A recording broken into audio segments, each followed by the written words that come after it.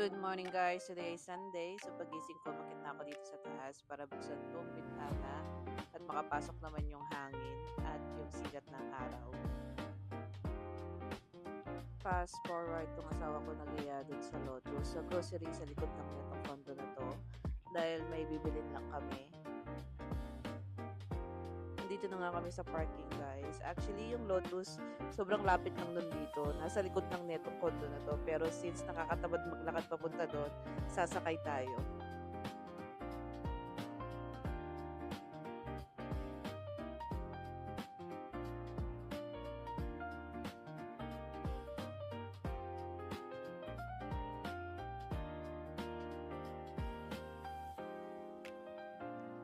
Fast forward guys, nakarating na nga kami dito. Yung building na yun, yun lang yung condo namin. So, sobrang lapit lang talaga niya.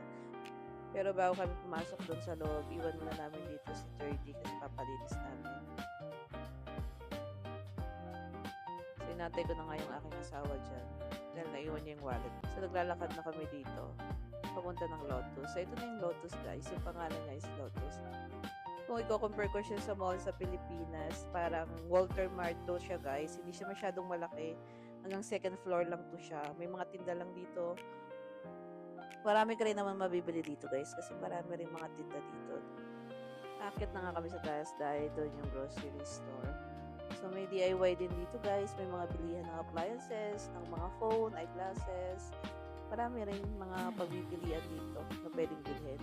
Then, itong grocery store na to, sobrang laki na ito, guys. Sobrang dami mo mabibili dito. Parang halos lahat nandito na.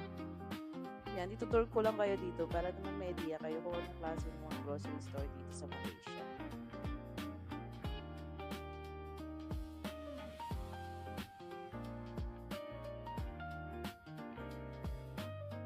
At ito na nga yung asawa kumuha na ng water namin. Ito yung ginagamit namin or iniinom namin water. So, yun na yung mga pinamili namin, guys. Konti lang naman kasi may mga snack pa naman kami sa bahay. So, yan yung rice, then yung coffee, dadalhin sa office, then ito yung water. Then, bumaba na rin kami dyan. And guys, meron nga rin pala dito mga bank machine. Then, fast forward, nakarating na kami dito sa aming condo. So, yun lang naman. Thank you for watching. Bye!